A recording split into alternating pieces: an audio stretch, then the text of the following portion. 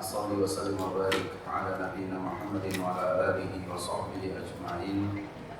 يا أيها الذين آمنوا اتقوا الله حق تقاته ولا تموتن إلا وأنتم مسلمون. يا أيها الناس اتقوا ربكم الذي خلقكم من نفس واحدة وخلق منها زوجها وبث منهما رجالا كثيرا ونساء واتقوا الله الذي تساءلون به والأرحام إن الله كان عليكم رقيبا.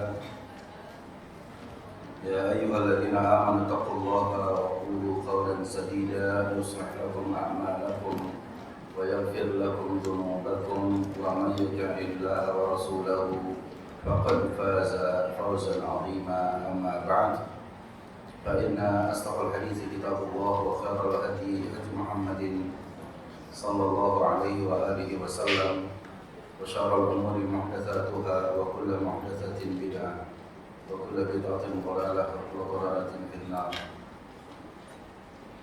Saudara kaum muslimin dan muslimat sekalian, ikhwan dan akhwat, azanallahu wa iyyakum. Alhamdulillah, kita bersyukur kepada Allah Subhanahu wa taala. Di kesempatan kita pada pagi hari ini kita kembali dalam kajian kita, majelis ilmu kita dari kitab Prinsip Dasar Islam atau pokok-pokok yang berkaitan dengan agama kita, yaitu agama Islam yang wajib dipelajari oleh kita dari awal pembahasan kita mengenai apa itu agama Islam, ya, lalu kemudian berkaitan dengan karakter dari agama Islam itu sendiri serta asas dari agama Islam sudah kita bahas, dan kita saat ini masuk di bab yang kelima tentang keutamaan tauhid. Keutamaan tauhid.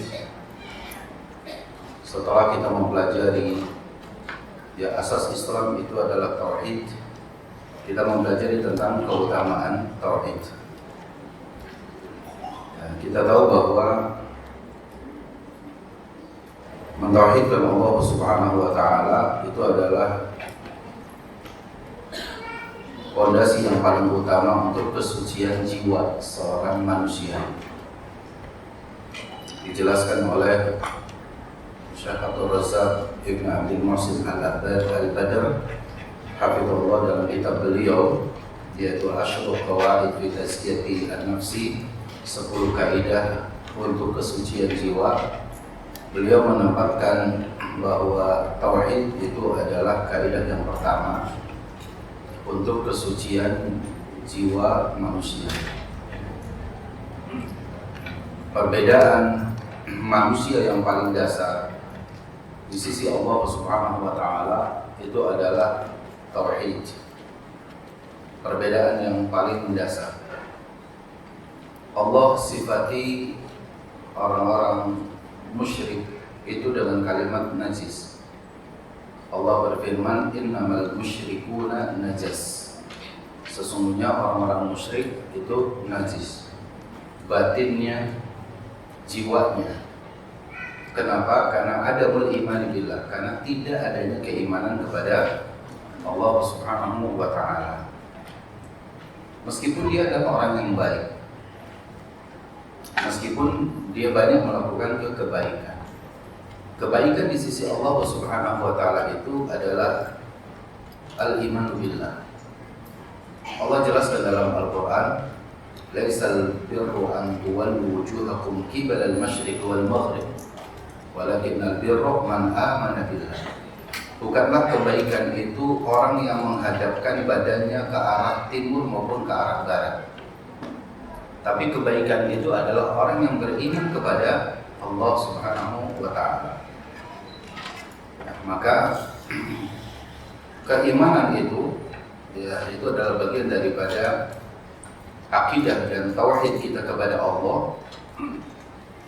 Itulah yang membedakan antara satu manusia dengan manusia yang lain. Maka ketika sahabat yang mulia Abu Hurairah radhiyallahu anhu tengah berhadas besar. Lalu beliau malu untuk berjumpa dengan Rasul Shallallahu Alaihi Wasallam dalam keadaan berhadas besar. Hatta tangannya untuk salaman dengan Rasulullah itu malu. Maka ketika berjumpa dengan Rasulullah mengatakan, Innal mu'mina la yanjus. Sesungguhnya orang mukmin itu tidak najis. Orang mukmin itu batinnya, jiwanya itu tidak najis.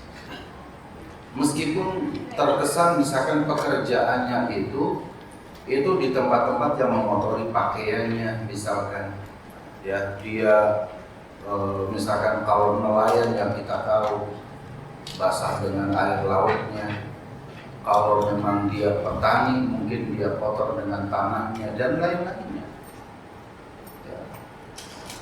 Atau mungkin dia menjual minyak oli, ya kotor dengan minyak olinya gitu. Yang tukang bengkel ya mungkin dia muslim, dia bekerja ya pakaiannya begitu gitu ya. Pakaiannya kotor dengan oli dan segala macamnya. Di mata Allah Subhanahu wa taala yang pertama terlihat itu adalah ketauhidannya, keimanannya. Karena innal mu'min la yanjus, orang mukmin itu tidak najis. Dan sebaliknya ketika berbicara dengan orang musyrik, orang yang kufur kepada Allah Subhanahu wa taala, meskipun secara fisik barangkali pakaian dia jauh lebih bagus, lebih hebat, lebih branded daripada kita semuanya gitu. Lalu kemudian sabunnya, samponya, semua peralatan-peralatan yang sifatnya itu dimanfaatkan untuk keseharian yang lebih mahal, tapi ada nilai kenajisan yang ada pada dirinya, yaitu jiwanya dan batinnya. Innamal musyrikuna najas. Sehingga kata Fadilatul Syekh Abdul Razak mengatakan bahwa at-tauhidu aslu tazkiyati an-nafsi. Tauhid itu adalah pokok kesucian jiwa. Itu paling pokok. Dan Al-Quran mengatakan menjaga kesucian jiwa dengan mentauhidkan Allah ini jangan sampai lepas sampai akhir hayat kita. Wala tamutunna illa wa antum muslimun. Jangan kalian mati kecuali kalian tetap menjaga kesucian jiwa kita, yaitu berada di atas Islam. Betapa besarnya nilai-nilai ketauhidan seperti itu, itulah yang menguatkan beberapa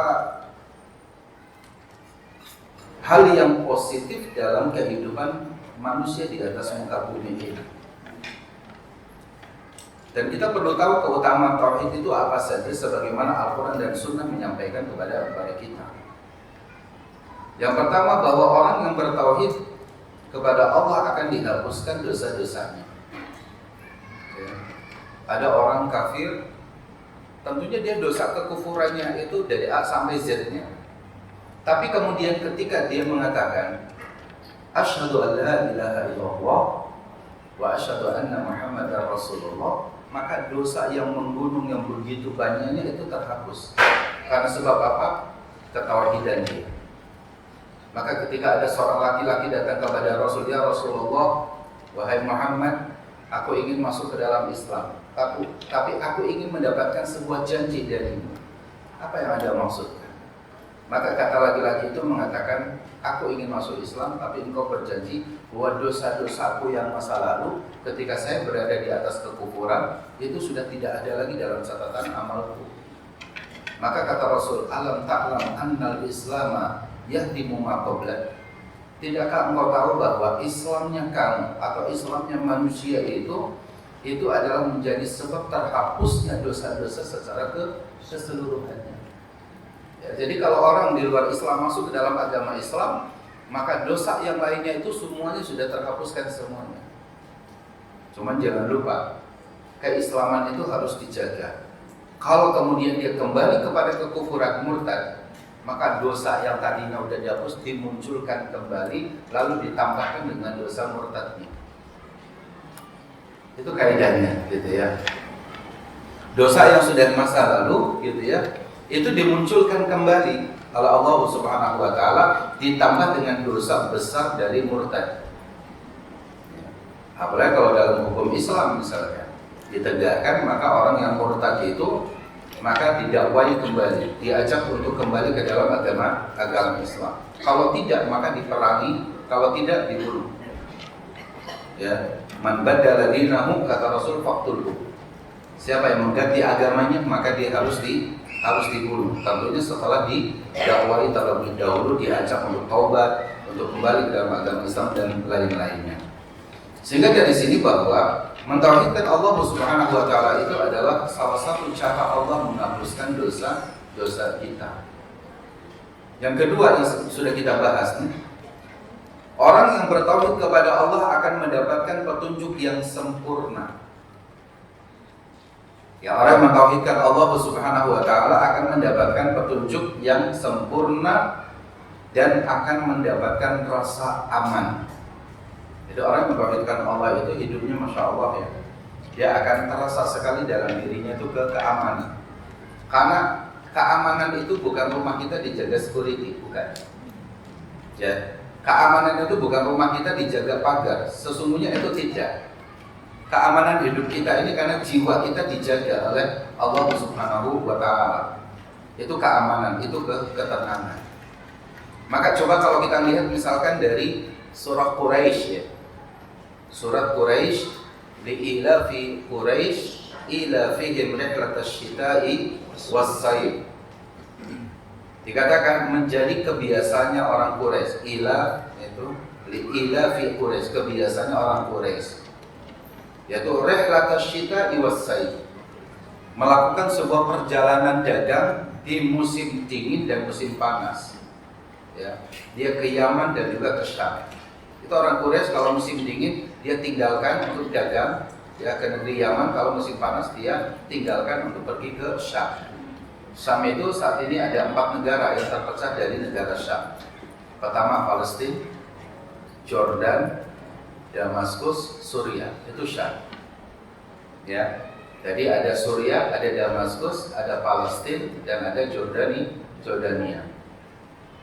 Orang-orang Quraisy yang berada di Jazirah Arab pada musim panas dia pergi tuh, ya pergi meninggalkan wilayah Jazirah Arabnya untuk pergi ke negeri Syam dalam rangka mencari rezeki, berdagang mereka di wilayah Syam ini.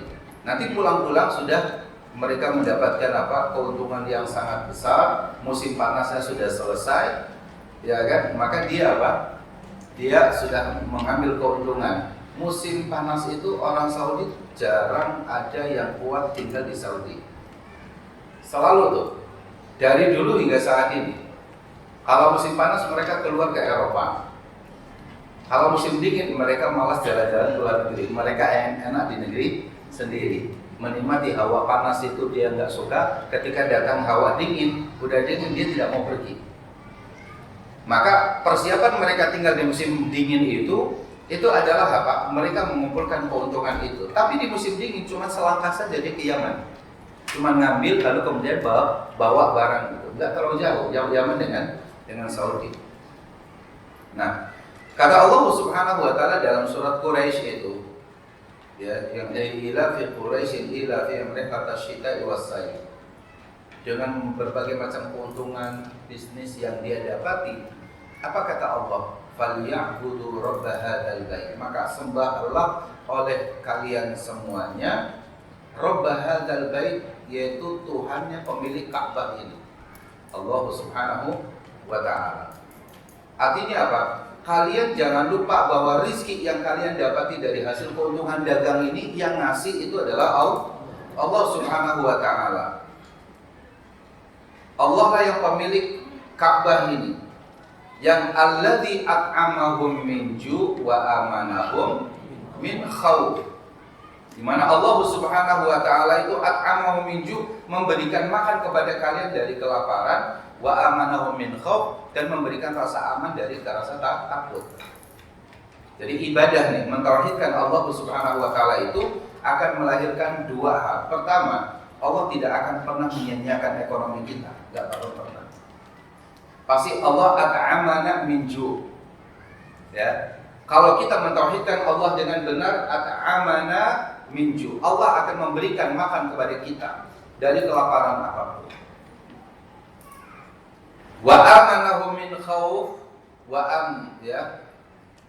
manahu min khauf. Wa amanana, dan memberikan jaminan keamanan kepada kita min khauf, dari rasa takut. Jadi sebenarnya kalau kita tahu bagaimana misalkan sebuah negeri, sebuah wilayah ya yang kita bertempat tinggal, kalau kita pengen aman, stabilitas keamanannya terjaga, lalu kemudian stabilitas ekonominya terjaga, gitu ya. Satu hal, beribadahlah kepada Allah Subhanahu wa taala.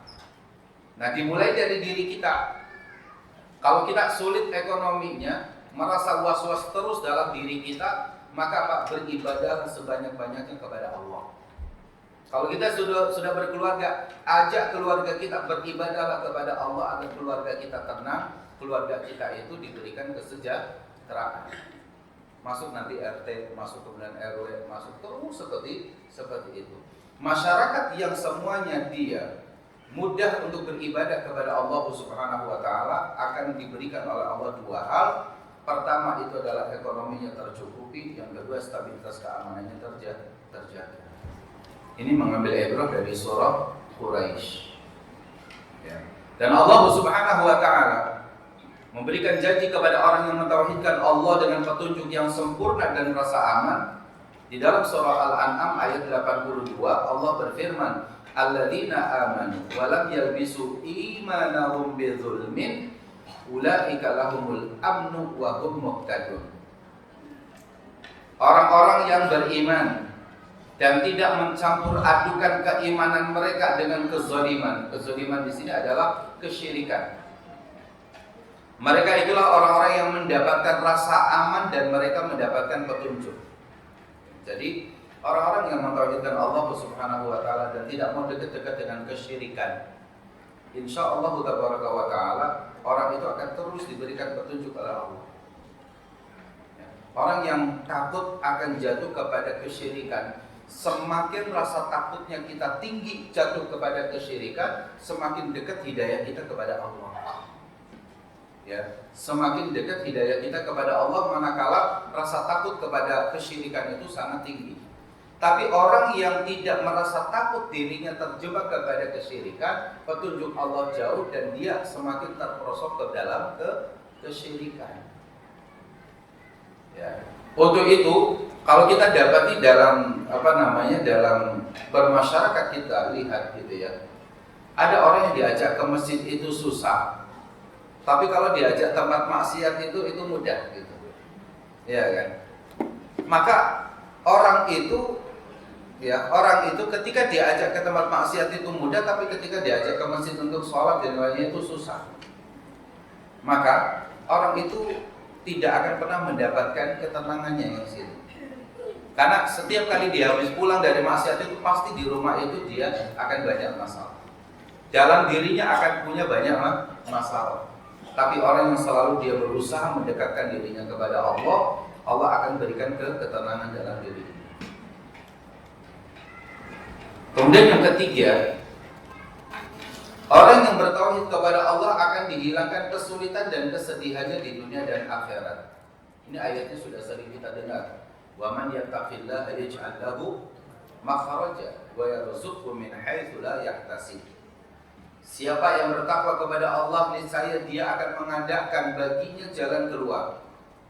Dan Allah akan memberikan rezeki dari arah yang tidak disangka-sangka. Orang yang bertakwa itu ya, di mana takwa itu secara umum bisa mudah kita pahami, takut kepada Allah, ini takwa. Karena kita takut kepada Allah sehingga perintahnya dijalankan, larangannya ditinggalkan.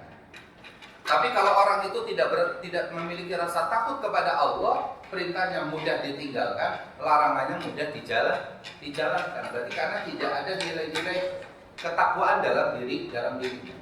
Ya. Ketika tidak ada nilai-nilai rasa takut kepada Allah ini, maka akan mudah bagi dia untuk meninggalkan kewajiban, akan mudah baginya juga melakukan kemungkaran. Ya. Jadi poinnya itu adalah apa? Memiliki rasa takut kepada Allah. Maka kata para ulama bahwa al-ilmu itu khasyatullah. Puncak ketinggian ilmu itu adalah memiliki rasa takut kepada Allah. Itu puncak dari sebuah ilmu. Jadi bukan profesor, bukan. Gitu ya. Jadi kalau ada orang gelar-gelar kesarjanaan itu gitu ya, ada S1, misalkan LC gitu ya. Kalau S2 itu MA, S3 itu doktor atau PhD dan yang lain-lain misalkan itu. Itu yang terakhir itu sebelum almarhum ya. Sebelum terakhir itu wafat gitu ya. Maka gelar itu setelah itu semua itu sebenarnya mau LC, mau MA, mau ini, kalau tidak punya al-khasyah lillah, rasa takut dia kepada Allah, maka LC-nya tidak akan ada manfaatnya, MA-nya tidak akan ada manfaatnya, dokternya nggak ada manfaatnya. Karena hakikat daripada ilmu itu adalah khasyatullah, memiliki rasa takut kepada Allah. Kita tahu dari zaman dahulu juga tidak ada sekolahan yang S1, S2, S3. Siapa yang kenal misalkan bahwa Abu Bakar itu derajat gelarnya itu apa kan? Para sahabat, para tabi'in, ya kan? Imam kita lah, taruhlah misal Al-Imam Abu Hanifah, Imam Malik, Imam Syafi'i, Imam Ahmad bin Hanbal misalkan. Apa gelarnya? Ya. Pada saat itu gelar-gelar kesarjanaan itu tidaklah nampak. Yang nampak itu adalah apa? Gelar keilmuan yang diakui oleh masyarakat secara umum. Terlebih kalau kita membahas dalam pembahasan hadis, orang yang dia boleh meriwayatkan hadis adalah orang yang memiliki rasa khasyah kepada Allah, rasa takut kepada Allah Subhanahu wa ta'ala, karena itu adalah puncak dari sebuah ilmu. Kalau dia takut kepada Allah, ya, dia pasti akan terus ya minta bimbingan kepada Allah. Kalau dia minta bimbingan kepada Allah, maka Allah akan ngasih apa saja yang dia minta. Itulah yang dikatakan takwa. Jadi kalau kita takwa, Allah akan berikan jalan keluar dari permasalahan apapun, problem kita seberat apapun. Lalu Allah akan berikan rezeki kepada kita, bukan dengan hitung-hitungannya kita, tapi dengan hitungannya Allah Subhanahu wa ta'ala. Tapi syaratnya itu punya rasa takut kita kepada Allah atau tidak. Kalau tidak punya rasa takut kita kepada Allah Subhanahu wa ta'ala, maka itu adalah akan menyebabkan problem yang baru bagi kehidupan kita. Nah, takwa itu adalah dengan cara kita menetapi ketauhidan kita kepada Allah. Tidak ada yang kita takuti di dunia ini kecuali Allah Subhanahu wa ta'ala. Itu adalah nilai-nilai tauhid. Ketakwaan adalah nilai-nilai sebuah tauhid kita kepada Allah yang melahirkan ketakwaan. Baik, kemudian kita akan masuk di pagi hari ini, yaitu di poin yang keempat ya. Karena 1, 2, dan 3 sudah kita bahas pada bulan yang lalu. Pada poin yang keempat, apa keutamaan orang yang mentauhidkan Allah Subhanahu wa ta'ala? Allah akan menjadikan dalam hatinya rasa cinta kepada keimanan. Allah akan menjadikan dalam hati kita ini punya rasa cinta kepada keimanan. Bahwa keimanan yang ada dalam diri kita ini sesuatu yang paling mahal harganya, melebihi dunia dengan segala macam isinya. Itu keimanan dalam diri kita. Dan kita hidup di masyarakat saat ini yang keimanan itu banyak yang tidak diberikan harga. Ya. Banyak orang yang dia tidak ada peduli dengan nilai-nilai keimanan dalam hidup di zaman kita saat ini. Wanita yang tidak berjilbab tidak dianggap bahwa jilbab itu kewajiban, yang itu adalah bagian dari perwujudan keimanan. Ya, sehingga apa? Dia keluar masuk kemana-mana juga tidak berjilbab. Seorang muslim meninggalkan sholat dengan mudahnya karena dia mengatakan sholat ini urusan pribadi saya dengan Allah. Ya. Betapa mudahnya seseorang itu meninggalkan konsekuensi dari sebuah keimanan. Memiliki rasa cinta kepada keimanan itu sesuatu yang mahal. Atau sebelum masuk kepada masalah ini juga barangkali kita gini, memiliki rasa bangga sebagai seorang muslim saat ini juga jadi masalah yang sudah turun, ya. Jadi misalnya kalau ditanya apa agama Anda gitu, Islam. Anda tahu Islam itu apa? Ya pokoknya Islam saja. Dia tidak paham bahwa Islam itu adalah nikmat Allah yang paling agung. Islam itu adalah jalan keselamatan kita. Islam itu akan menghantarkan kepada kebahagiaan hidup di dunia dan akhirat. Islam itu akan membawa kita berhasil melewati syarat. Islam itu akan memasukkan kita ke dalam jannah surga Allah Subhanahu wa taala. Sehingga kalau kita tahu bahwa Islam itu membawa kebahagiaan hidup di dunia, mestinya bangga menjadi seorang muslim. Fashhad bi anna muslimun. Persaksikan bahwa kita ini seorang muslim. Kadang-kadang kita sekarang ini tinggal tinggal di sebuah perumahan elit yang di situ banyak juga orang yang bukan muslim, ya. Banyak orang yang juga muslimnya juga muslim hanya KTP dan yang lainnya. Lalu kemudian kita berada di situ mau ke masjid itu tidak bangga kita menjadi seorang muslim datang waktu sholat mau ke masjid. Nah ini menjadi problem di kita, ya. Bahkan kadang-kadang dengan tidak bermaksud membanggakan, misalkan dari tingkat sekolah aja, misalkan sekolah-sekolah di luar Islam, sebenarnya awalnya tidak bermaksud membanggakan mereka. Cuman pada akhirnya kemudian apa? Karena lingkungan yang membawa dia untuk apa? Tidak memiliki kebanggaan terhadap Islam, pada akhirnya mengatakan ternyata sekolahan yang agama ini jauh lebih baik dari agama ini. Kan gitu. Kadang-kadang ada perasaan seperti itu. Sampai-sampai misalkan ada tokoh kalau sampai mengatakan bahwa ya hidup ini jangan dihabiskan untuk ngaji misalkan gitu ya. Atau misalkan hidup ini ya jangan hanya untuk sholat misalkan. Padahal ikhwatul iman azan Allah. Sholat kita itu diwajibkan hanya 5 kali. Kalau satu sholat itu lamanya, sholat itu setengah jam. Misalkan sholat itu lamanya setengah jam, berarti kalau 5 itu hanya 2 jam setengah. Kerja kita itu di dunia bisa 8 jam. Berarti masih banyak waktu yang di luar perkara sholat kita. Di mana sholat itu bukti dia sebagai seorang muslim membuktikan keimanan yang ada pada dirinya.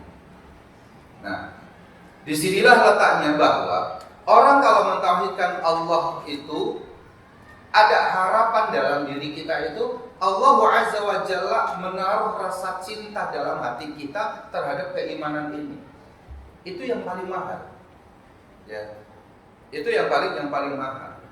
Kenapa demikian? Karena ketika rasa cinta itu ada di dalam hati kita, cinta kepada keimanan itu akan melahirkan berbagai macam kebaikan dalam tubuh kita. Mata pun ketika kita mendengarkan ayat Al-Quran dia sempat meneteskan air mata nangis. Ketika mata kita melihat misalkan saudara kita di sana sedang dijajah misalkan, hati kita pun itu ikut bersedih. Ya. Ini kenapa? Karena ada rasa cinta dalam diri kita terhadap keimanan yang ada pada diri kita. Kita baca misalkan ayat innamal mu'minuna ikhwah. Sesungguhnya sesama orang-orang mukmin itu bersaudara. Ketika membaca ayat itu, kalau Allah belum berikan rasa cinta kepada keimanan, membaca kalimat innamal mu'minuna ikhwah itu tidak masuk dalam pikirannya, apalagi dalam hatinya. Gak masuk. Bagi dia ya kita masing-masing aja hidup gitu. Padahal tidaklah demikian.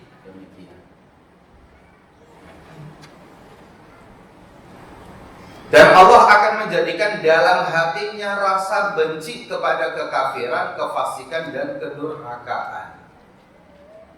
Ada orang yang sekarang lihat tindakan-tindakan perilaku kekafiran yang dilakukan, jangankan oleh orang kafir, perilaku kekafiran yang dilakukan oleh muslim saja, kefasikan dan kemaksiatan yang dilakukan oleh muslim saja, atau melihat kedurhakaan itu tidak ada upaya dalam hati kita untuk apa? Untuk menyelisihi mereka. Ini maknanya memang dalam hati kita ada al-khalal, ada kesenjangan dalam diri kita. Orang yang hatinya dipenuhi keimanan, lihat kemungkaran itu pasti akan tergerak. Kalau tangannya tidak mampu untuk merubah kemungkaran itu, pasti lisannya akan tergerak. Kalau lisannya nggak mampu, pasti hatinya tergerak. Minimal untuk mendoakan, kan gitu. Tapi kalau nilai-nilai keimanan itu tidak Allah tanamkan dalam diri kita, dalam cinta kita ini pasti ada masalah dengan ketauhidan kita kepada Allah. Seorang Salman Al-Farisi, dia datang dari wilayah Persia, datang ke Arab Saudi atau ke wilayah Jazirah Arab, hanya karena telinganya mendengar ada seorang nabi akhir zaman telah muncul, telah diutus. Maka apa? Dia tinggalkan keluarganya, lalu dia datang terus ya sampai bertemu. Kenapa? Karena Allah sudah menanamkan rasa cinta kepada dia terhadap keimanan untuk menjadi seorang mukmin. Tapi kalau belum Allah berikan rasa cinta pada keimanan dalam diri kita dan rasa benci kepada kefasikan, kedurhakaan, kekufuran dan yang lainnya, meskipun tinggalnya di dalam masjid, ya dia tetap tidak tergerak hatinya untuk ke masjid. Bahkan barangkali dia orang yang paling protes suara dan nadanya keras, kenapa itu speakernya tidak dimatikan saja?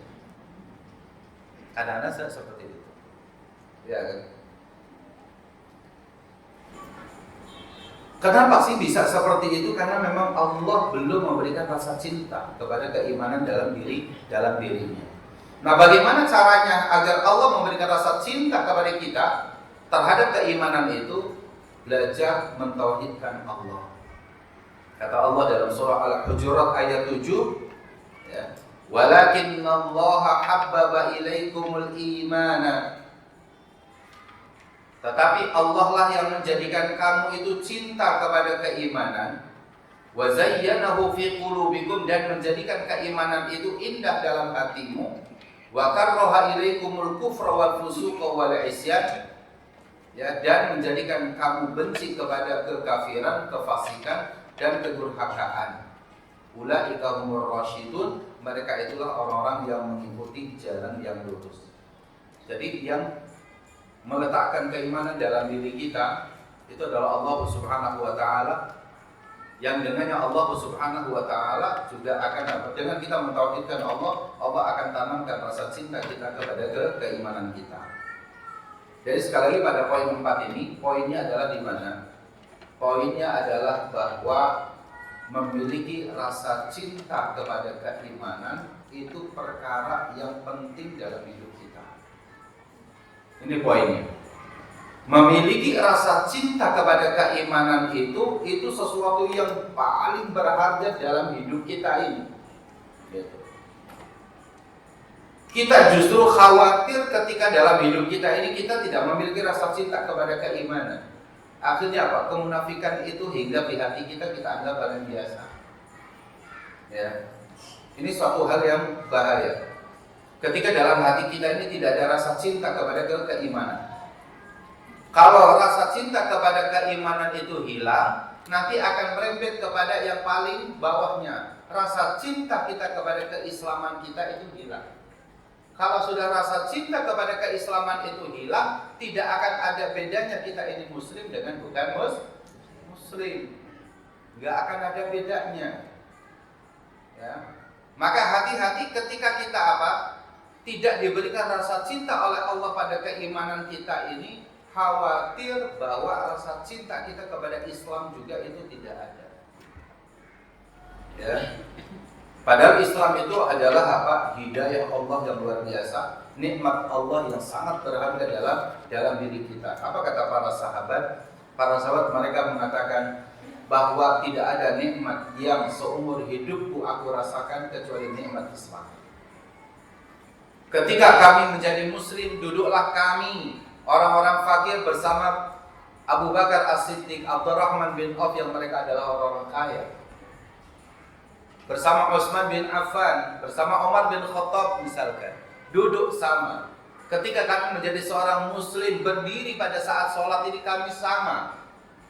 Tidak dibedakan bahwa orang kaya, orang yang punya ilmu duduknya safnya paling depan misalkan. Tapi kita berdiri sama tingginya. Kita dalam keadaan duduk di antara dua sujud sama rendahnya. Itulah Islam. Maka betapa kecintaan Bilal bin Rabah terhadap Islam ini luar biasa. Setiap kali dia bertemu dengan Abu Bakar As-Siddiq radhiyallahu an, tidak pernah Bilal bin Rabah ini tidak mengucapkan rasa syukurnya dan terima kasihnya kepada Abu Bakar yang telah membebaskan dirinya dari perbudakan. Nah, kita yang saat ini sudah dalam keadaan merdeka, mestinya kita memiliki rasa cinta kita kepada keimanan dalam diri kita. Salah satu keimanan dalam diri kita ini adalah apa, kita bangga dengan keislaman kita. Kalau ada orang mengatakan kepada kita bahwa hidup ini jangan mau bangga sendiri saja. Emang surga hanya punya kaum muslimin. Lah iya. Ya kan?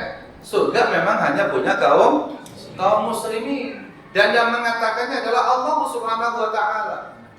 Ketika orang Yahudi dan Nasrani saja mengatakan wa qalu la yadkhulul jannata illa man kana hudan aw nasara. Mereka mengatakan sekali-kali tidak akan masuk surga kecuali orang Yahudi dan orang Nasrani. Ini mereka mengatakan hal itu. Allah bantah, tilka amaniyuhum. Itu angan-angan belaka mereka. Itu angan-angannya saja. Sehingga kita katakan bahwa saya harus bangga menjadi seorang muslim. Saya ketika misalkan contoh misalnya kita contoh. Ketika kita lagi jalan-jalan ke mall saja misalkan. Kenapa kita sering sekali tidak percaya diri dengan keislaman kita? Yang kadang-kadang keislaman ini banyak diwujudkan dalam bentuk fisik yang terlihat. Contoh misalkan penampilan kita. Ada kadang-kadang orang itu terheran dan bertanya, Ustaz mau kemana? Mau ke pasar. Kok pakai jubah kayak mau kajian aja? Mau pakai jubah hanya untuk kajian kan sama seperti orang pakai batik habis dari kondangan dari mana Ustaz? Kalau batik hanya untuk kondangan, kalau jubah hanya untuk sholat, ini nanti sulit dibedakan gitu. Ya. Jadi kita bikin pakaian itu untuk apa? Yang beda itu kan paling tidak, mohon maaf gitu ya pakaian renang. Ya kan? Itu pun mohon maaf, saya mau umroh lalu nginep dulu di hotel di Jakarta. Karena saya hobi renang, maka saya bilang saya akan renang pagi hari sebelum sore hari take off gitu. Ya nggak mungkin kan saya suruh pakai baju renang. Saya pakai baju celana panjang biasa, training, lalu kemudian pakai kaos biasa gitu. Diusir, nggak boleh Pak gitu. Nggak boleh kenapa? Saya kan punya hak, saya nginep di sini gitu. Ya kalau Bapak mau renang, kan harus pakai baju renang. Nggak bisa, saya ustad, saya malu. Saya pakai baju renang. Saya bilang gitu kan, nggak bisa. Aturannya begitu Pak, Mas ini Mas saya bilang. Kalau Mas lagi di perahu, lalu perahu itu mau tenggelam, harus ganti pakai baju renang dulu. Keburu kelelep perahunya. Lagi pesawat pendaratan darurat di laut, harus ganti pakai baju itu. Mungkin kita ambil ransel kita, mungkin kita sebenarnya sepatu juga nggak sempat lepas, ya kita renang. Itulah maksud dari latihan renang itu sebenarnya. Bukan suruh ganti baju renang. Tapi saya udah puas ngajarin, meskipun setelah ya tetap Pak nggak boleh, oh ya sudah. Udah, kita selesai gitu. Artinya bahwa ada memang orang-orang bikin aturan kadang-kadang itu menyelisihi. Ya, menyelisihinya. Tapi sebagai muslim tidak boleh mengalah dengan keadaan itu gitu. Ya, bapak ngantarkan istri, bapaknya masih pakai jubah nganterin ke mall, ya enggak apa-apa. Percaya diri aja gitu. Muslim, ya kan?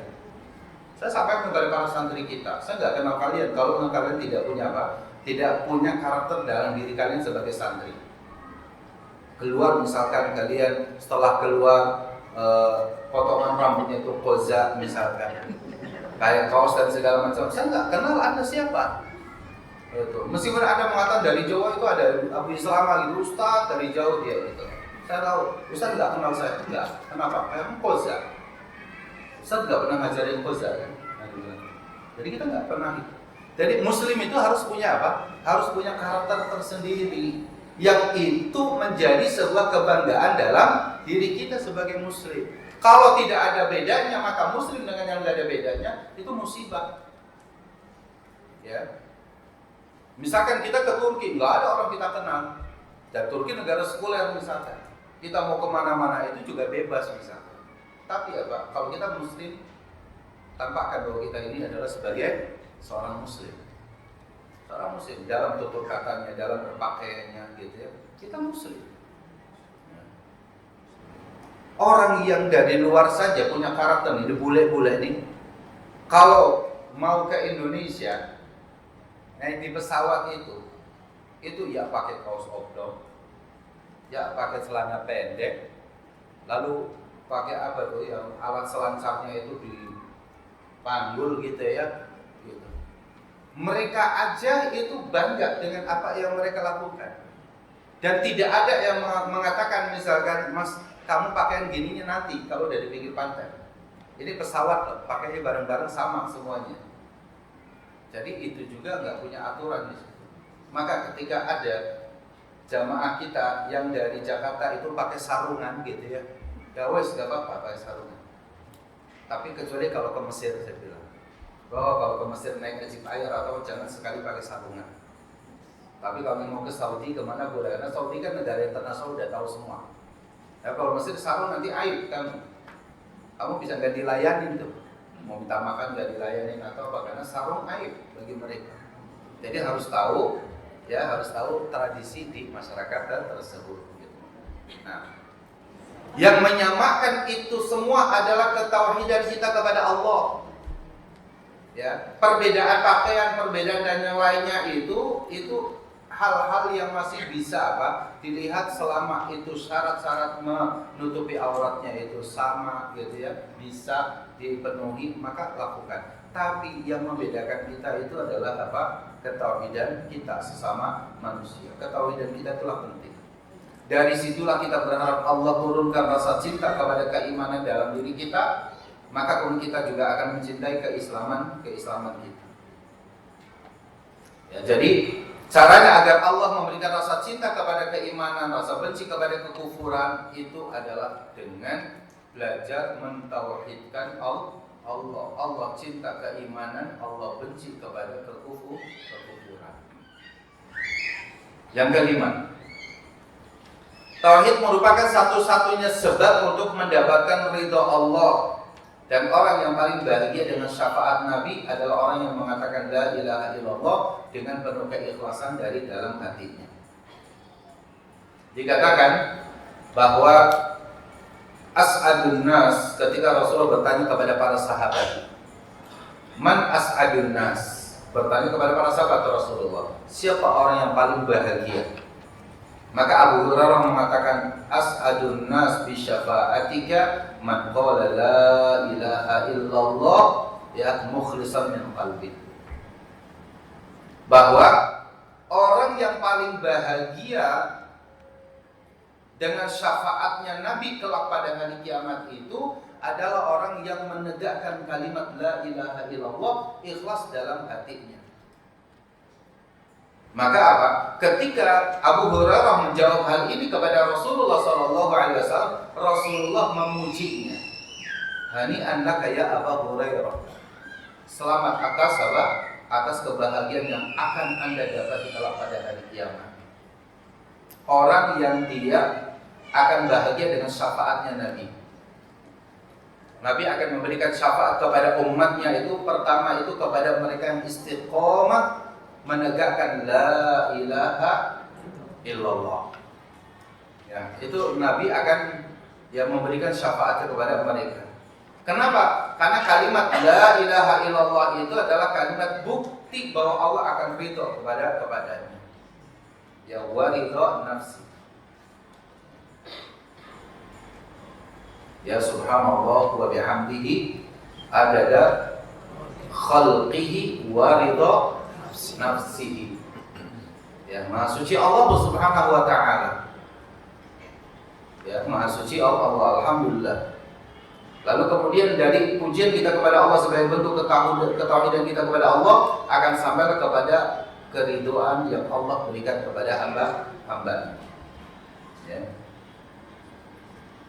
Yang keenam, orang yang bertauhid kepada Allah dijamin masuk surga. Ya. Orang yang bertauhid kepada Allah dijamin masuk surga. Surga itu ada pintunya. Ya, surga itu ada pintunya. Pintunya surga itu la ilaha illallah. Jadi passwordnya itu la ilaha illallah. Rasulullah mengatakan man mata wa huwa ya'lamu annahu la ilaha illallah dakhala al-jannah. Barang siapa yang mati dan ia mengetahui bahwa tidak ada ilah yang berhak diibadahi dengan benar melainkan Allah, maka ia masuk surga. Ya. Maka kalimat la ilaha illallah ini penting. Kalimat ini penting bukan hanya sekedar untuk dibaca, tapi kalimat ini menjadi penting karena diwujudkan dalam konsekuensinya. Ketika kita membaca la ilaha, itu rukun yang pertama, meniadakan berbagai macam yang dianggap Tuhan oleh manusia, illallah. Dan rukun yang kedua, penetapan hanya Allah saja yang layak diibadahi dengan sebenarnya. Jadi harus dipenuhi syarat dan rukunnya. Itu yang akan menyebabkan seseorang itu masuk ke dalam surga Allah Subhanahu wa taala. Di antara bentuk dan konsekuensi dari makna la ilaha illallah itu adalah tidak menyekutukan Allah dengan sesuatu apapun. Maka kata Rasul, man mata la yusyriku billahi syai'an dakhala al-jannah. Siapa yang mati dalam keadaan tidak menyekutukan Allah dengan sesuatu apapun, ia masuk ke dalam surga. Maka mentauhidkan Allah itu satu paket dengan meninggalkan kesyirikan. Satu paket.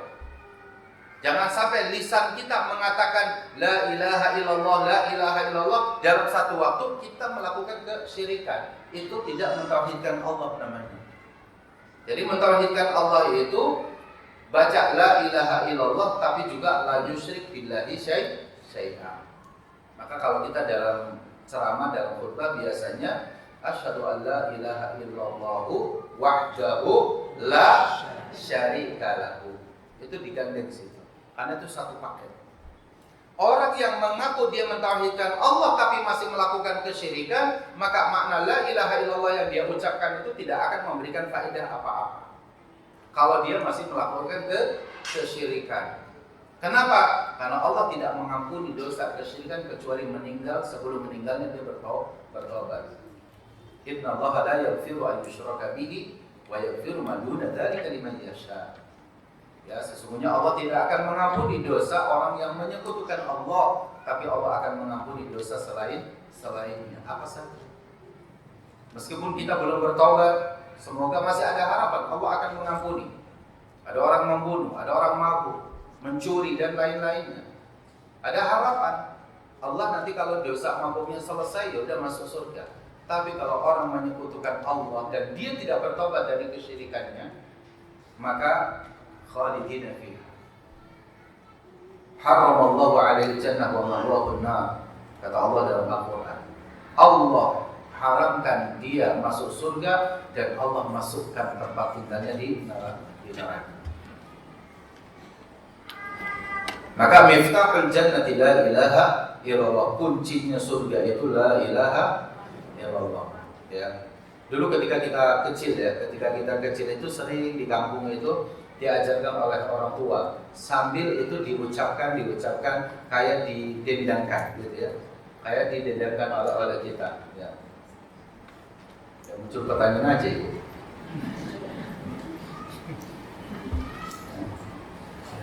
Dulu kalau di kampung-kampung kita itu kan sering sama orang tua kita, miftahul jannah la ilaha illallah gitu ya.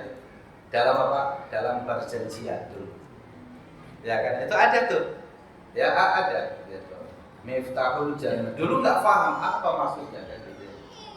Jadi kuncinya surga itu la ilaha illallah. Cuman itu dibaca, kalau hanya sekedar dibaca tidak dipahami akan maknanya, maka sama sebagaimana orang yang mengatakan siapa yang hafal al-asmaul husna maka dia akan masuk surga, ya kan? Gitu. Allah punya 99 nama. Inna lillahi tis'atan wa tis'ina isman. Faman ahsaha dakhalal jannah. Hadisnya sahih.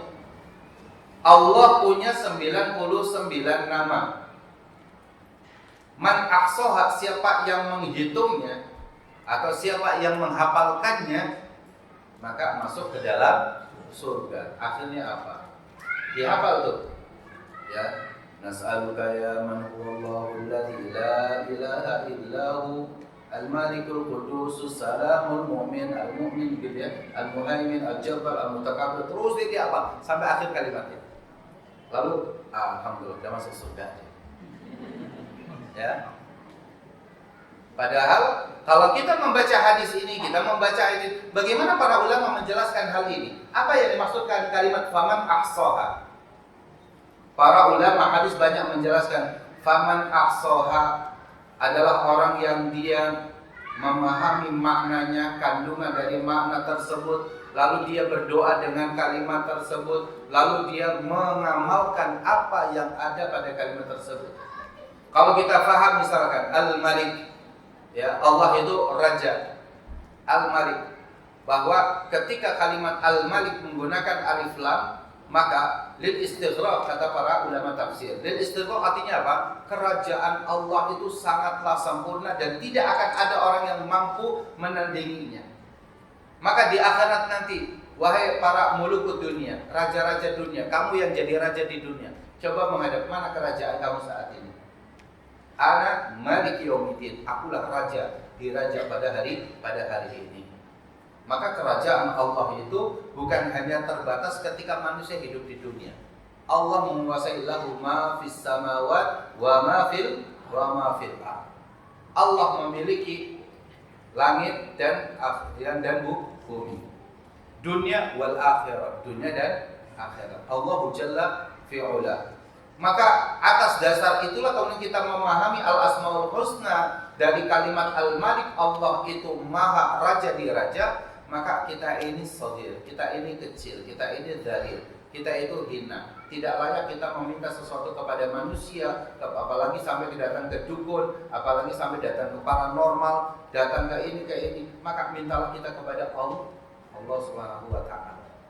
Itu nilai-nilai ketauhidan kita ketika kita membaca al-asmaul husna. Ketika kita membaca Allahur Razzaq, ya, kalimat Ar-Razzaq ada alif lam di depannya, maka apa? Itu kalimat yang menunjukkan Allah itu rizkinya, Allah itu meliputi segala sesuatu. Tidak ada makhluk apapun yang Allah ciptakan melainkan ada rizkinya. Orang atau makhluk yang melata di atas muka bumi, wa ma min dabbatin illa 'alallahi rizquha. Yang dabbah yang melata di bumi ini kan banyak. Ya, hewannya juga banyak, bahkan kita banyak hewan-hewan yang tidak kita pahami. Bahkan kadang-kadang kita kecil ada kecil binatang gitu ya. Lalu kalau kita begini kan gitu ya. Padahal dia makannya juga dari Allah. Ya, cuma kadang-kadang dia ada nempel di kita, ada nyamuk, ada apa gitu ya. Maka kalau kita begini kan. Padahal dia makannya juga, hidup juga oleh Allah yang menghidupkan. Kutu yang di atas kepala kita, ya, kita nggak pernah beli itu bibitnya di mana, ya, kita nggak pernah beli Pak itu, dan siapa yang naruh di atas kita juga nggak tahu, gitu.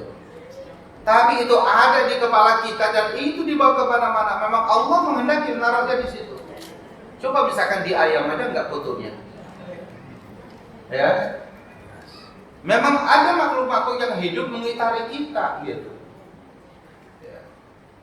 Sekecil apapun yang dabbah melata di bumi itu Allah berikan rezekinya. Maka ketika kita memahami Allahu Ar-Razzaq, Allah Maha memberikan rezeki, rezekinya Allah itu tidak terbatas kepada makhluk yang ada di atas bumi. Tapi rezekinya Allah itu sampai yang di dasar lautan sekalipun. Yang itu binatang-binatang di bawah laut kita nggak bakalan habis, kita nggak bakalan pernah tahu. Kita tanya kepada para nelayan, Anda datang setiap hari bawa kongkang Anda, bawa perahu Anda ke sana, pernah nggak nabur benih gitu lah di sana? Bibit-bibit ikan itu, pernah nggak? Gitu ya. Pernah nggak kalian itu ngasih obat ikan gitu biar sehat-sehat ikannya gitu? Kalau petani kita sudah tahu. Petani ada bibitnya, kita tanam terlebih dahulu, kita pupuk, kita kalau nggak ada air kita pakai mesin ada airnya. Nah ini nelayan, bisa bayangkan setiap hari dia ngambil ikan, ngambil udang, ngambil apa saja, apa yang ada di laut itu. Kok kemudian bisa-bisanya nggak mau sholat itu gitu? Letaknya di mana ininya? Tapi kalau ditanya muslim, kalau ditanya pengen masuk surga, iya masuk surga. Gitu. Betul, akhir hayat kita nggak tahu, tapi maksud kita itu adalah apa? Apa yang kita makan saat ini rasakan bahwa itu dari Allah Subhanahu wa Ta'ala. Gitu. Cara kita mengajarkan ketauhidan ini adalah apa? Ya. Ketika kita makan sesuatu, yakinlah apa yang kita makan saat ini itu siapa yang mengadakan. Ya, maka ketika ada seorang sahabat datang kepada Rasul dan bertanya, "Mali, hartaku dan hartaku ya Rasulullah." Maka Rasul mengatakan, hartamu itu makanan yang kamu makan dan itu habis. Hartamu itu adalah pakaian yang kamu pakai dan itu rusak. Ya. Hartamu itu adalah uang yang ada di kantongmu yang itu sesaat lagi kalau ada belanja itu habis. Tapi hartamu yang sesungguhnya adalah apa yang engkau sedekahkan di jalan Allah. Apa yang engkau kembalikan untuk Allah Subhanahu wa Ta'ala. Itu rezeki. Rezeki, harta itu adalah apa yang akan kita persembahkan untuk Allah Subhanahu wa Ta'ala. Jadi itu nilai-nilai la ilaha illallah. Dan sekali lagi jangan sampai mendekati kesyirikan. Yang ketujuh, orang yang bertauhid akan diberikan oleh Allah kemenangan, pertolongan, kejayaan dan kemuliaan. Ini sudah pasti. Ya, maka ujian sehebat apapun yang Allah timpakan kepada manusia, tapi kalau manusianya itu beriman kepada Allah, pada akhirnya dia menang. Dia menang. Meskipun kematian yang ada di hadapannya, itu kemenangan dia. Allah tidak pernah mengatakan orang yang mati syahid itu kalah, itu tidak pernah. Ya. Orang yang mati syahid itu selalu dia menang. Kalau negaranya merdeka, dia menang dengan kemerdekaan negaranya. Kalaupun dia syahid, mati syahid, maka dia menang dengan surga. Untuk itu di kalangan para sahabat dulu, ketika ada dikumandangkan untuk jihad, maka perilaku para sahabat yang sangat-sangat luar biasa pada saat itu dia siap meninggalkan apapun yang ada di hadapannya dari kenikmatan dunia. Diriwayatkan Hanzalah baru nikah, maka seruan jihad ada dia tinggalkan, pamitan sama istrinya dia tinggalkan. Ya. Ada seorang sahabat sedang makan kurma, ada seruan jihad, yang dia berpikir, kalau kurma ini berapa butir dalam tangan aku, itu aku makan, saya khawatir saya tidak mendapatkan surga. Padahal berapa butir kurma kalau kita makan itu waktunya yang ada, tidak membutuhkan waktu sampai setengah jam. Tapi takut surga itu tidak didapati oleh kita kalau kita sampai memakan sampai habis, maka ditaruh itu kurma itu, lalu kemudian langsung pergi ke medan perang. Ya. Itu nilai-nilai ketauhidan. Orang yang mentauhidkan Allah Subhanahu wa Ta'ala, pastinya Allah akan berikan kemenangan, pertolongan, kejayaan dan juga kemuliaan. Ya ayyuhalladzina amanu in tansurullaha yansurkum wa yutsabbit aqdamakum. Wahai orang beriman, jika kalian menolong agama Allah, niscaya Dia akan menolongmu dan meneguhkan kedudukanmu. Ya, surah Muhammad ayat 7. Jadi saat ini PR kita itu adalah dalam hidup kita, Ya. Kalimat intan surullah itu PR kita. Kita ini mau nggak menolong agama Allah ini. Jadi ketika kita ikut ya melakukan sebuah kebaikan dari amal-amal soleh kita itu sebenarnya adalah apa? Allah sedang menguji apakah kita mau menolong agama Allah atau tidak. Kalau kita tidak mau menolong agama Allah Subhanahu wa taala, Allah tidak rugi. Allah tidak rugi. Bahkan betapa banyak dikatakan ya dalam riwayat yang ada bahwa ketaatan seluruh manusia itu kepada Allah tidak juga membuat Allah itu lebih tinggi mulia, karena Allah sudah mulia. Kemaksiatan yang dilakukan oleh manusia hatta dari timur dan barat, utara dan selatan, mereka semua bersatu untuk bermaksiat kepada Allah, tidak akan merugikan Allah sedikit pun. Allah tidak merasa rugi dengan kemaksiatan yang ada pada diri manusia. Manusia Allah yang rugi, kita yang rugi. Maka kata Allah, in tansurullah, jika kalian itu menolong agama Allah, maka masalahnya di sini. Apakah kita dalam hidup ini ada upaya menolong agama Allah atau tidak? Ya. Kenapa demikian Ustaz? Iya, karena ada orang-orang yang hidup di atas muka bumi ini yang hidupnya hanya untuk diri sendiri. Tidak ada permasalahan agama yang dia angkat. Nah, ini permasalahan yang dalam hidup kita ini hidup ini ingin mulia atau apa? Kemuliaan hidup kita manakala hidup kita ini ada upaya untuk menolong agama Allah. Seperti misalkan kita bekerja, insya Allah tidak mengapa kita bekerja karena kita di dunia. Tapi dalam pekerjaan kita ini, siap nggak dalam selama kita bekerja itu kita meninggikan agama Allah di tempat pekerjaan kita. Masjid ya kita penuhi. Saya ngisi kajian di beberapa masjid yang ada di wilayah Kali Karawang misalkan di sana. Saya sampaikan kepada para ya di kawasan industri di Karawang sana. Saya sampaikan, kalian bekerja alhamdulillah. Allah berikan rezeki melalui pekerjaan Anda seperti itu. Tapi kalau masjid yang sudah dibangun oleh kalian sendiri di sini, lalu kemudian kosong dari kalian semua, kalau sore hari ya padahal sudah baru keluar jam 5, lalu sholat asarnya itu sampai ditinggal nanti di rumah Anda nyampe nggak maghrib di sana atau waktu asarnya masih ada atau enggak? Habis. Kenapa kita tidak istirahat terlebih dahulu, sholat sebentar di situ, gitu ya? Hidupkan masjid di situ. Ini salah satu cara menolong agama Allah. Karena rumah Allah itu harus makmur.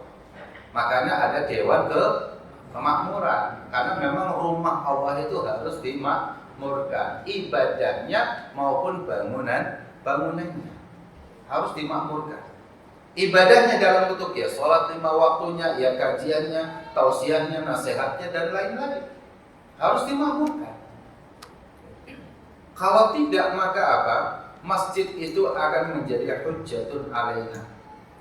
Masjid itu kalau tidak jadikan tempat ibadah akan menjadi musuh bagi kita. Kenapa Anda bangun tapi tidak dimakmurkan? Dan kelak menjadi di antara tanda-tanda hari kiamat itu adalah masjid dibangun megah-megah tapi tidak ada yang sholat di dalamnya. Nah, itu permasalahan yang ada di hadapan kita, itu sikap pembelaan kita kepada agama Allah ini mana ditunggu oleh Allah dalam hidup kita. Ya. Jadi ustadz ya betul nggak Anda jadi ustadz itu tansurullah gitu ya, menolong agama Allah. Jangan-jangan Anda jadi ustadz itu cuma kenapa? Karena profesi di tempat lainnya sudah tertutup. Mau dagang bangkrut melulu. Ya kan? Mau kerja di pabrik umur udah tua. Ayo udah jadi ustadz aja. Banyak seperti itu. Mau jadi artis sudah enggak laku. Ya. Akhirnya jadi ustadz saja gitu. Kayaknya enak jadi ustadz gitu. Benar nggak? Jujur nggak kita jadi ustadz itu adalah Ingin menolong agama Allah Subhanahu wa ta'ala. Ya. Yang itu tidak mudah. Mengajar kita harus persiapkan keilmuannya, jangan sampai mengajarkan sesuatu yang sesat dan menyesatkan. Ya. Jamaahnya banyak baru kita datang, kalau jamaahnya sedikit nggak mau lagi ngisi kajian. Betul nggak sih kita jadi ustadz itu harus ditanyakan terus? Ya. Betul nggak nih saya jadi tentara ini untuk menolong agama Allah Subhanahu wa Ta'ala? Betul nggak sih saya jadi polisi ini untuk menolong agama Allah atau tidak? Apapun profesi kita boleh, selama itu tidak melanggar syariat. Tapi kualitas profesi kita itu harus dipertanyakan di belakangnya, ya, tangsur Allah atau tidak, menolong agama Allah atau tidak. Jadi pedagang, siapa yang melarang kita jadi pedagang? Boleh, ya kan? Abu Bakar pedagang, Umar juga pedagang, Utsman juga pedagang. Tapi tangsurullahnya itu ada di sana, membela, menolong agama Allah itu ada. Nah, kenapa demikian? Karena menolong agama Allah itu bagian daripada konsekuensi mentauhidkan Allah. Maka Allah katakan, ya ayyuhalladzina amanu, ada kalimat amanunya di sini. In tansurullah, jika kalian membela dan menolong agama Allah, barulah kemudian yang surkum, Allah akan membela kalian. Nah, ini yang harus ditanamkan dalam diri kita, dalam hidup kita ini betul-betul ada nggak pembelaan diri kita kepada Allah. Sebagai istri juga, betul nggak sih kita ini jadi istri yang hidupnya untuk membela agama Allah, menegakkan Islam di dalam rumah tangga kita ini kan tidak mudah, ya kan? Jangan pernah kita tanya kepada istri, kamu ini kerjanya apa sih setiap hari di rumah saja? Memang istri di rumah, tapi ketika istri di rumah itu pertanyaannya itu sebenarnya cuma satu. Ada nggak dalam hidup kita di rumah itu pembelaan kita kepada agama Allah?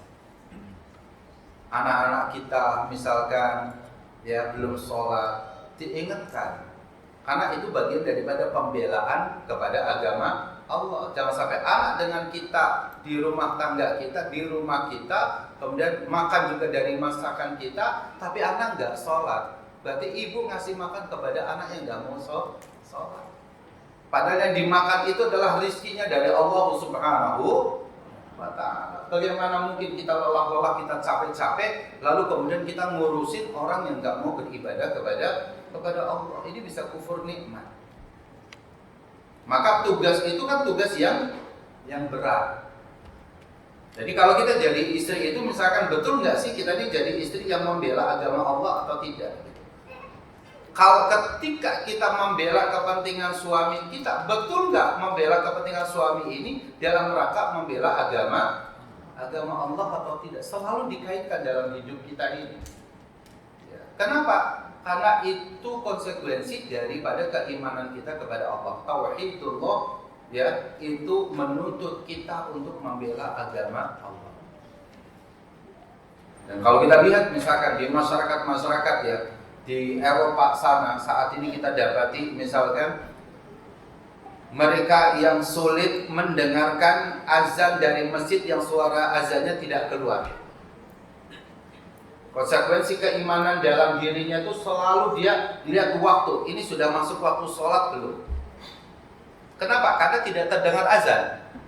Ya mungkin di Amerika, mungkin di Eropa mana gitu ya, mungkin di Jepang, di mana yang suara azan itu tidak pernah kedengaran dari speaker yang keluar. Mereka selalu mencari waktu, ini sudah masuk waktu sholat belum. Kalaupun sekarang ada jam, maka dia lihat jam, ini alarmnya sudah bunyi atau belum. Selalu hatinya menggantungkan diri, apakah sudah masuk waktu sholat atau belum. Mereka untuk bisa beribadah kepada Allah, mencari momen-momen itu sangatlah langka. Tapi ketika kemudian mereka sudah mendapatkan nikmat Islam, hidayah tauhid, maka mereka tidak sia-siakan. Nah, di Indonesia itu kehidupan kata orang-orang itu penuh dengan kenikmatan yang luar biasa. Ya. Bahkan sunnah menjawab azan itu sampai ditanyakan kepada kita, Ustaz, saya udah ngucapin sunnah ini Ustaz, dari masjid yang ini Saya sudah mengucapkan Allahu Akbar, kita Allahu Akbar, gitu ya. Allahu Akbar, kita ucapkan Allahu Akbar, sampai La ilaha illallah, kita ucapkan La ilaha illallah. Baru selesai masjid ini baru azan. Kita ngucapin lagi nggak Ustaz kan gitu. Sampai ditanyakan. Maksud pertanyaan itu sebenarnya adalah apa? Betapa nikmatnya kita hidup di sebuah wilayah yang kita itu telinga kanan diingatkan oleh masjid kanan, telinga kiri diingatkan oleh masjid ke telinga kiri kita. Artinya apa? Bahwa hidup kita ini kanan dan kiri selalu diingatkan dengan apa? Dengan ibadah kita kepada Allah. Itu nikmat yang luar biasa. Ya. Tidak sebagaimana mereka-mereka yang misalkan mayoritasnya itu bukan muslim, mendengarkan suara azan itu kan sangat-sangat jarang didapati. Gitu ya. Saya lihat ada satu negara itu yang masjidnya itu cuma 5. Satu negara masjidnya cuma 5 sebanyak. Saya pernah mengisi kajian 2 tahun ya di kedutaan Swiss. Itu dari kedutaan itu pada ngaji itu selama Covid itu ngaji. Dan saya rutin sampai 4 kitab itu selesai. Kitab Tauhid selesai, kitab apa tuh namanya Al-Wajiz Fikihnya selesai, gitu ya. Itu mereka. Dari dubesnya sampai ini pada ngaji. Ketika hari Jumat, ya hari Jumat dia ada tanyakan, Ustaz, ini hari Jumat. Kalau kita berangkat ke masjid, ini masjidnya tuh dari sini, itu ke sana tuh bisa 2,5 jam bisa. Nanti sholatnya setengah jam, baliknya lagi itu 2,5 jam lagi. Jauh sekali saya bilang, itu pakai mobil dan itu lancar. Ya Swiss perjalanan itu ada yang masjid ini dia tinggalnya di perbatasan ini Swiss, lalu sampingnya itu Prancis. Untuk nyebrang itu harus ada aturan kan, nyebrang ada poskonya, ada apa kan gitu ya.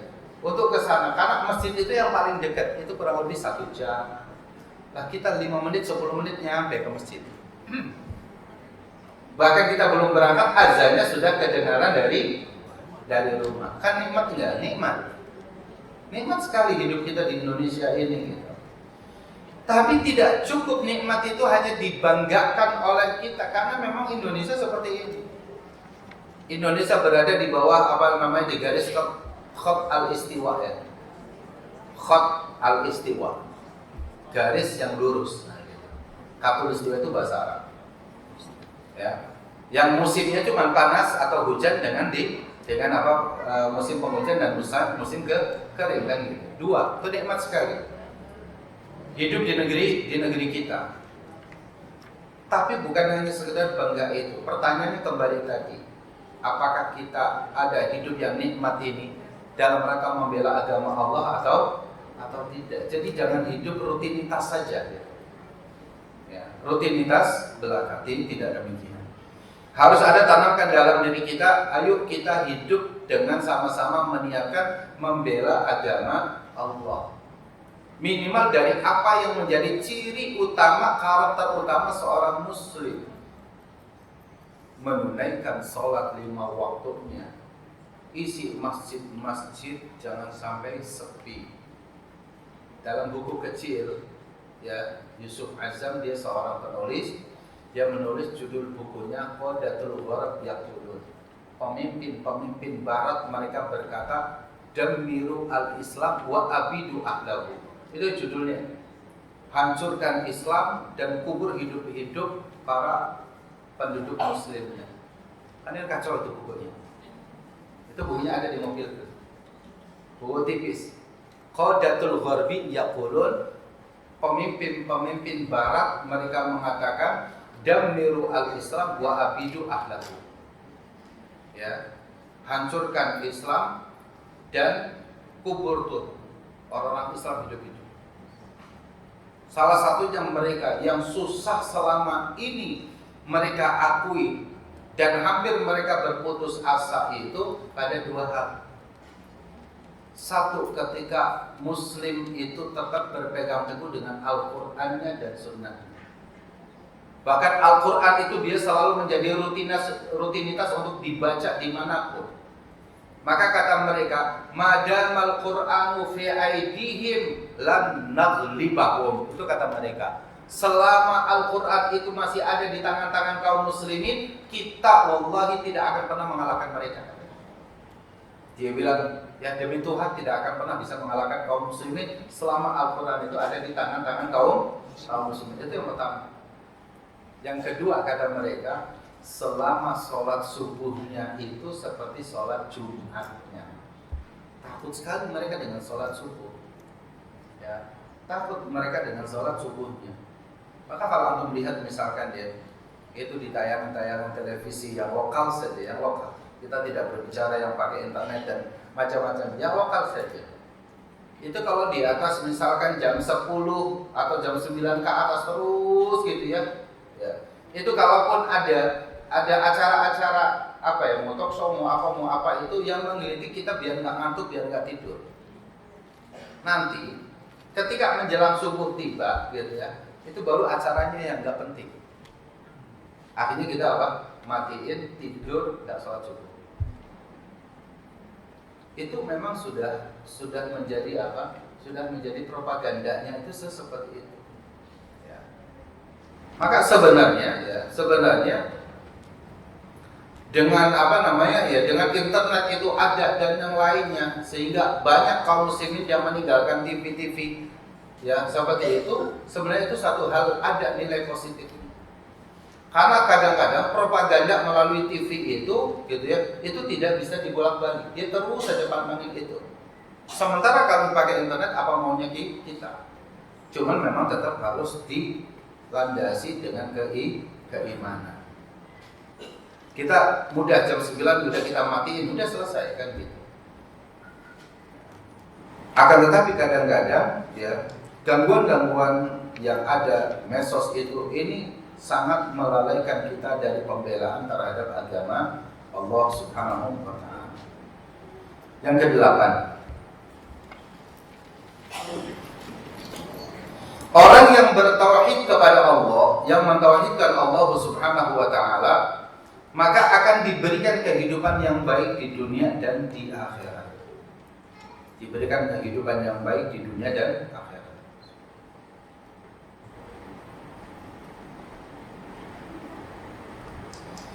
Kata Allah Subhanahu wa ta'ala, man 'amila shalihan min dzakarin aw untha wa huwa mu'minun falanuhyiyannahu hayatan thayyibah. Kalimat falanuhyiyannahu inilah yang digarisbawahi oleh kita. Wa lanajziyannahum ajrahum bi ihsanin ma kanu ya'malun. Kata Allah, man 'amila shalihan, siapa yang beramal saleh, min dzakarin, baik dari laki-laki, aw unsa atau perempuan, wa huwa mu'min, dalam keadaan dia itu adalah seorang mukmin. Jadi kalau ada seorang mukmin laki dan perempuan beramal soleh, fala nuhyiyannahu hayatan thayyibah, maka sungguh kami akan hidupkan dia dengan kehidupan yang baik. Kalimat wa huwa mu'min ini sebagai syarat. Ya. Siapa yang beramal soleh dari laki-laki maupun perempuan, wa huwa mu'min, pada saat dia beramal soleh itu dia dalam keadaan menjadi orang yang mukmin.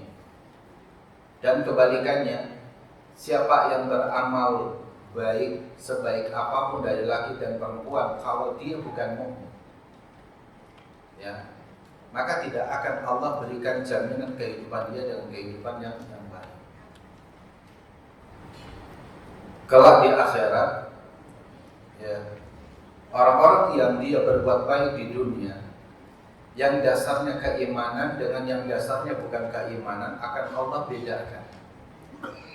Kalau di dunia mungkin saat ini masih orang bisa mengatakan sama. Muslim yang kaya berbuat baik, misalkan dia mendapatkan kebaikannya. Orang yang bukan muslim berbuat baik di dunia, dia mendapatkan kebaikannya di dunia. Ini dipuji, ini dipuji. Ini dicatat di medsos, ini juga dicatat di medsos. Semuanya sama. Yang membedakan itu adalah nanti ketika kita berada di akhirat. Ketika berada di akhirat, maka hayatan thayyibah, kehidupan yang baiknya orang mukmin itu dari dunia terus berlanjut sampai ke akhirat. Karena keimanan itulah yang menjadi fondasi kebaikan seseorang hidup di akhirat. Itu keimanan. Tapi orang yang kufur kepada Allah, dia berbuat baik di dunia, dia telah mendapatkan apapun dari dunia ini, tapi Allah jadikan amalnya seperti debu yang berterbangan. Kata Allah, wa qadimna ila ma 'amilu min 'amalin faja'alnahu haba'an manthura. Dan ketika mereka datang kepada Allah dengan membawa amal-amal dia di dunia dulu, tapi tidak ada dasar keimanan, maka kata Allah, ja'alnahu haba'an manthura. Kami jadikan amalnya itu seperti debu yang berterbangan, tidak punya nilai. Tidak punya nilai. Sedangkan orang muslim, Allah katakan walanadziyannahum ajrahum bi ahsani ma kanu ya'malun. Kami akan beri balasan kepada mereka dengan pahala yang lebih baik dari apa yang telah mereka kerjakan. Ya, maka ini hal yang kita dapati bahwa fadilah dan keutamaan mentauhidkan Allah itu, Allah akan menjanjikan kehidupan yang baik.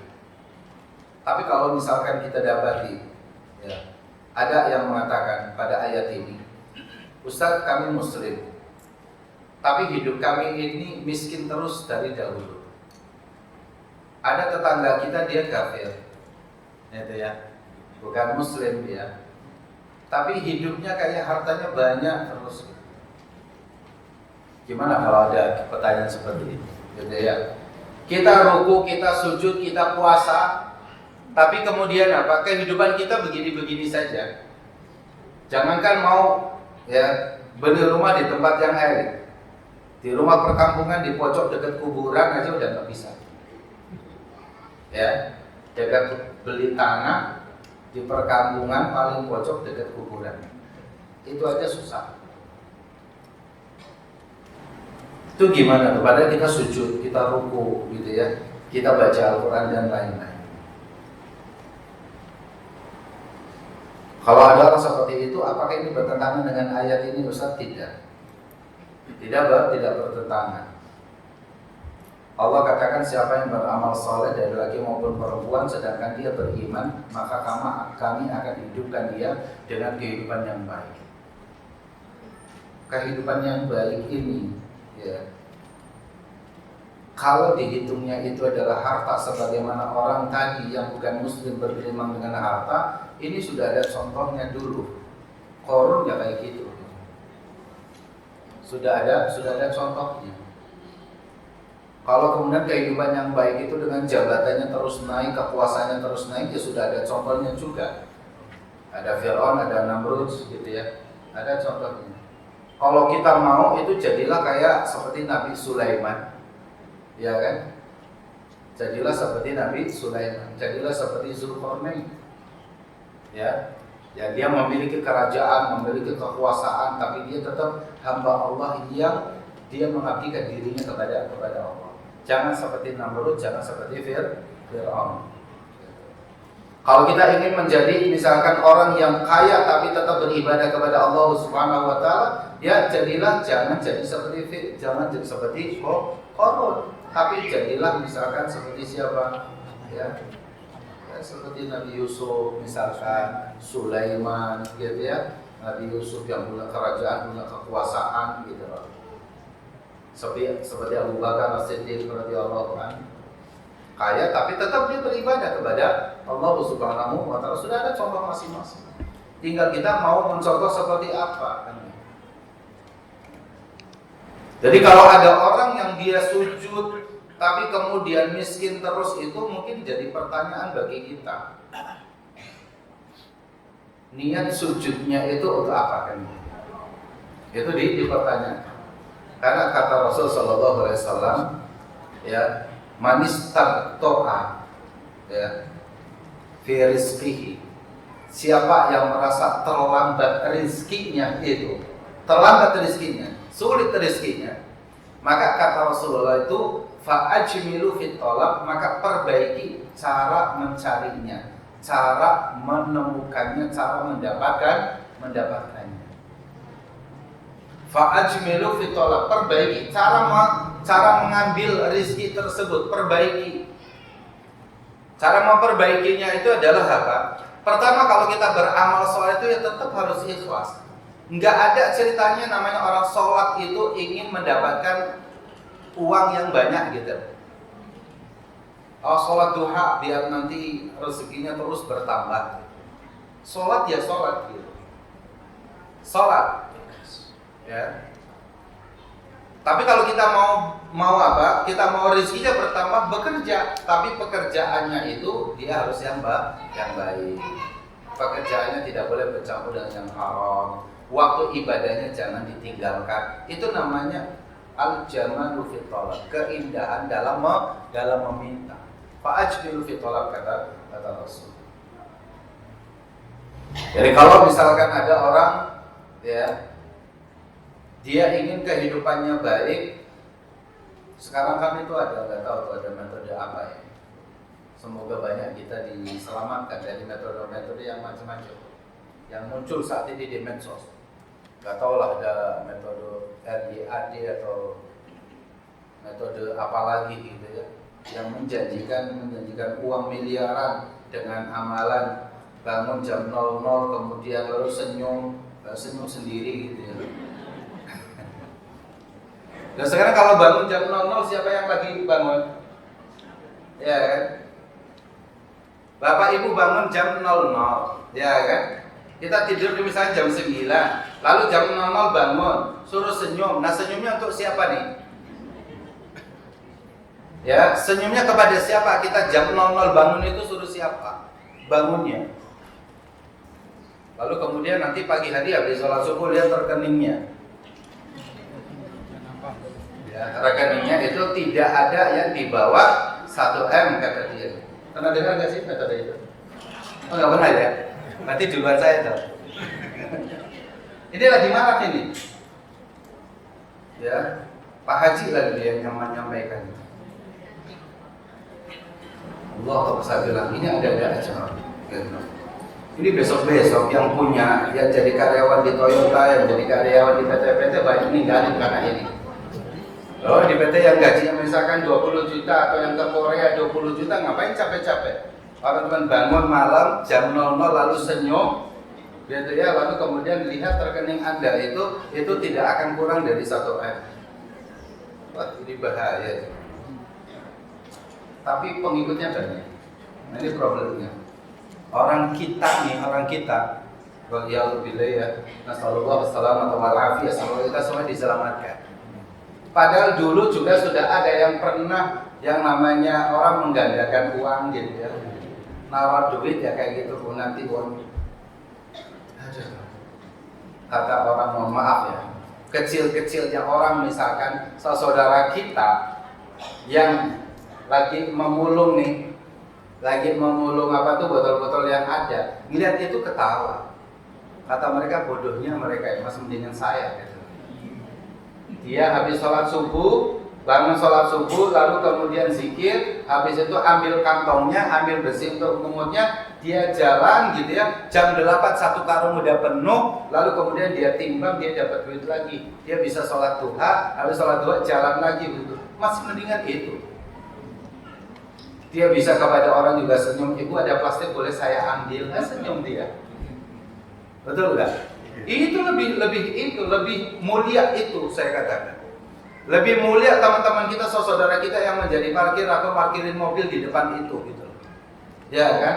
Terus Pak mundur ya, stop, makasih Pak ya. Nanti dia dapat 2.000, 3.000, masih mending itu.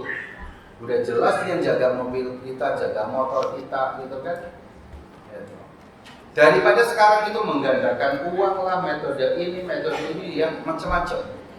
Ini banyak akan hilang nilai-nilai ketauhidan dalam diri kita. Kalau kita tahu bahwa Allah itu Ar-Razzaq yang Maha memberikan rizki, kalau terlambat pun kata Allah fa'ajmilu fit thalab, maka apa? Perbaiki cara memintanya, ya. Perbaiki cara memintanya. Dengan cara kita beribadah kepada Allah Subhanahu wa taala. Kita sampai poin 8 insyaallah. Ya, semoga ini bermanfaat untuk kita semuanya. Kita nanti akan lanjutkan poin yang ke-9. Allah taala.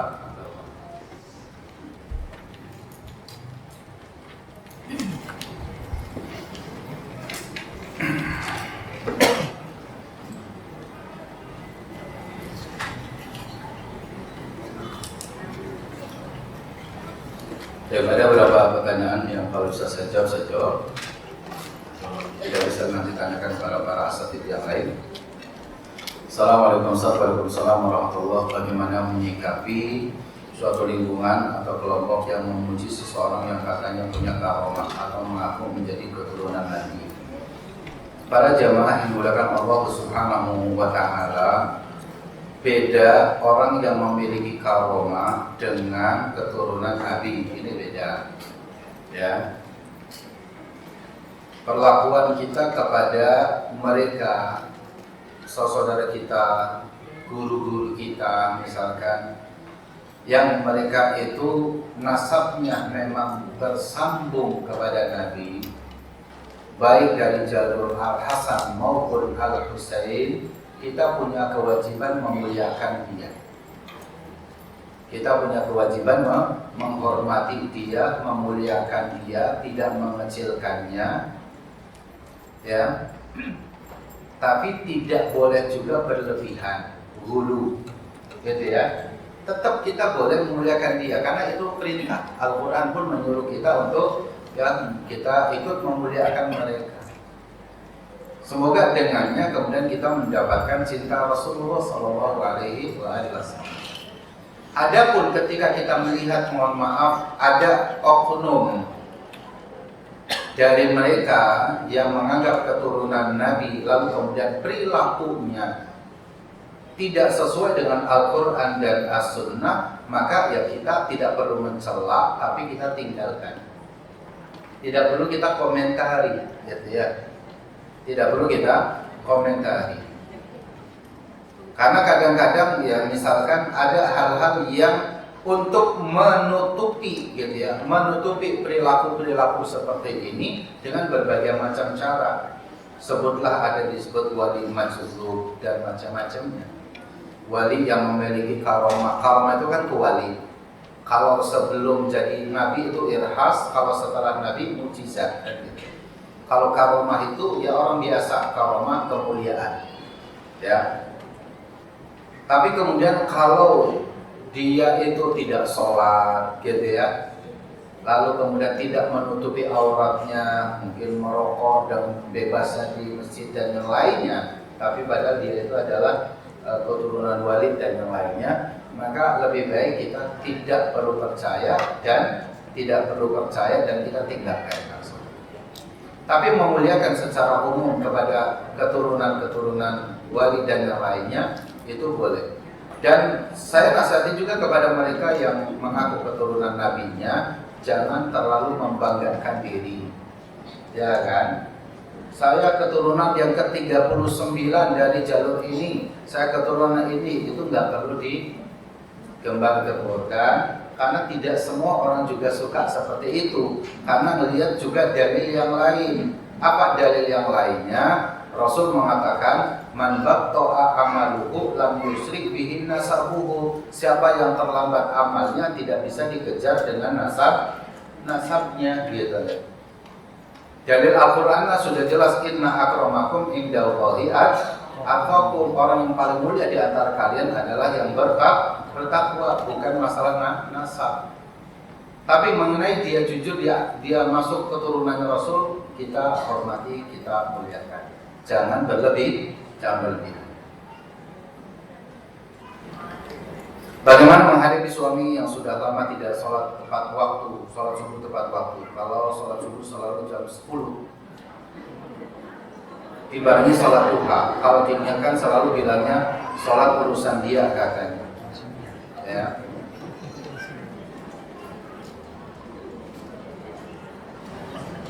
Ya, ini ajaran yang sesat. Bahwa sholat itu adalah urusan dia. Ada urusan sholat itu juga ada urusan bersama. Karena istri yang berada di tempat tinggal di situ yang tahu, punya kewajiban, ya kan? Dia harus mengingatkan. Kalau sudah diingatkan ya sudah. Ya. Tapi jangan juga dibacakan di hadapan suami lakum dinukum waliyadin. Jangan sampai gitu, karena suami masih tetap mengaku muslim. Dan harus dikatakan, sholat duha tidak wajib. Sholat subuh wajib. Sholat subuh ada waktunya. Selesai sholat subuh itu ketika matahari sudah terbit, selesai waktunya. Kalau kita sholat subuh terbit matahari, sholat subuh. Kalau kesiangan masih bisa. Tapi kalau itu menjadi kebiasaan, dia dosa terus. Dia dosa. Maka tadi saya katakan ini ajaran sesat. Kalau misalnya sholat subuh jam 10, sholat duha tidak wajib. Itulah yang dikatakan oleh para ulama. Ada orang-orang yang menegakkan yang sunnah itu dengan jerih payahnya luar biasa, tapi yang wajib ditinggalkan. Itu enggak boleh. Bagaimana hukumnya apabila seorang pilot dengan jadwal terbang bertepatan dengan sholat Jumat, dan itu pernah terjadi 3 kali Jumat berturut-turut. Kalau dia masih bisa mengusahakan ke atasannya agar menyempatkan diri sholat Jumat terlebih dahulu, jadwalnya maksudnya, jadwalnya dia bisa diatur dan dia punya koneksi yang dekat dengan atasannya agar jadwalnya dia itu misalkan tidak tepat pada waktu tersebut, maka lakukan. Jika tidak, pindah maskapai. Kalau nanti jadwalnya akan terus seperti itu. Kenapa? Karena terbang itu nggak wajib, tapi sholat Jumat itu wajib. Ya kan? Jangan sampai kemudian kita hanya karena kita profesi kerja kita sebagai pilot, kita menerbangkan orang. Kalau orangnya kan mau safar, gitu ya, sudah nyata ya. Kalau dia kan pekerjaan memang tiap-tiap hari ini seperti itu. Meskipun tetap dianggap safar, tapi bahwa dia jadwalnya seperti itu terus, yang itu dalam kendali dia. Ya, sebagai pilot itu kan kendalinya ada di dia misalkan. Ya, meskipun dia masih punya atasannya. Kalau bisa mengisi bisa usulkan. Tapi kalau tidak bisa, ya bisa ganti maskapai yang bisa mengikuti aturan apa yang kita mau. Bagaimana hukumnya ketika arisan, nama orang yang digosok itu namanya keluar tapi tidak hadir? Boleh nggak digosok ulang setelah konfirmasi ke orang yang dapat arisan tidak hadir? Kalau gosok ulang tanpa sepengetahuan yang dapat arisan, bagaimana hukumnya? Ini semuanya urusan dunia dan ini semuanya sesuai kesepakatan masing-masing. Kalau di keputusan awalnya bahwa hadir nggak hadir yang namanya keluar itu harus diserahkan, maka tetap kembali kepada ya kesepakatan awal, al-muslim ala syurutihim, gitu ya. Seperti itu. Bagaimana sikap anak kepada saudara atau saudari kandung di dalam WA grup keluarga? Salah satu kakak anak berulang tahun mereka semua mengucapkan kecuali anak.